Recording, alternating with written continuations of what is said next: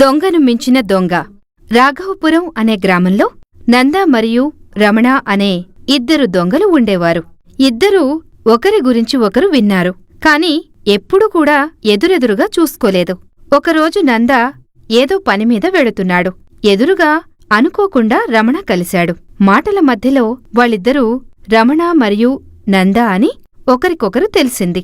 దాంతో ఇద్దరూ ఆశ్చర్యపోయారు. నందా, నీ గురించి నేను చాలా విన్నాను. నువ్వు నీ ప్రాంతంలో చాలా పేరుగల దొంగని తెలుసుకున్నాను. నేను కూడా నీ గురించి చాలా విన్నాను. ఇలా మనిద్దరం కలుసుకోవడం ఎంతో సంతోషంగా ఉంది. నువ్వు ఒకసారి మా ఇంటికి భోజనానికి రావాలి. చాలా సంతోషం, తప్పకుండా రేపొస్తా అని ఇద్దరూ సంతోషంగా మాట్లాడుకుని వెళ్ళిపోయారు. తర్వాత రోజు రమణ నందా ఇంటికి భోజనానికి వెళ్లాడు. నంద రమణాకి అతిథి మర్యాదలు చేసి తనకు బంగారు పళ్ళెంలో భోజనం పెట్టాడు. ఈ పళ్ళెం చాలా బాగుంది, దీన్నెలాగైనా కొట్టేయాలి అని మనసులో అనుకున్నాడు. రమణ దృష్టి ఆ పళ్ళెంపై పడిందని నంద గ్రహించాడు. రాత్రి అయింది. ఇక పడుకునేటప్పుడు తన దగ్గర ఉన్న బంగారు పళ్ళెంలో కొంచెం కదిపినా కూడా పడిపోయే విధంగా నీళ్లు పోసి దాన్ని ఉట్టిమీద పెట్టి దాని కింద నంద పడుకున్నాడు. రమణ ఆ గిన్నెలో నీళ్లు ఉండటం చూసి, అమ్మో, వీడు చాలా ముదురు, దీన్నేమాత్రం కదిపినా ఖచ్చితంగా నీళ్లు మీద పడతాయి అని మనసులో అనుకుని కాసేపు ఆలోచించాడు. తర్వాత బయటకు వెళ్లి చాలా బొగ్గులు తీసుకుని ఆ బంగారు పళ్ళెంలో వేసి చూశాడు.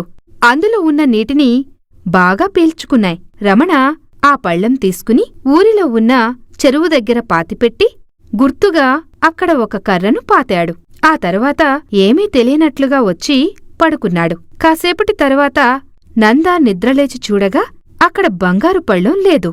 దాంతో ఇది ఖచ్చితంగా రమణ పనే. వాడు దీన్ని కొట్టేసి ఎక్కడో దాచిపెట్టాడు అని రమణ దగ్గరకు వెళ్లి చూశాడు. అప్పుడు రమణ మోకాలి వరకు తడిచి ఉండటం చూసి నందాకి ఒక ఉపాయం వచ్చి చెరువు దగ్గరకు వెళ్లాడు.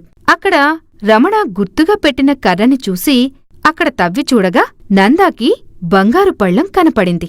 దాన్ని తీసుకువచ్చి మరలా ఇంట్లో పెట్టాడు.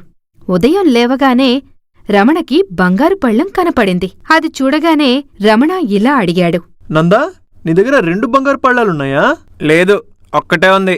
ఇది నువ్వు నిన్న చూసిందే అని చెప్పటంతో ఒకరి గురించి ఒకరు తెలుసుకుని లోలోపలే నవ్వుకున్నారు. ఈ కథలోని నీతి: ముల్లును ముల్లుతోనే తీయాలి.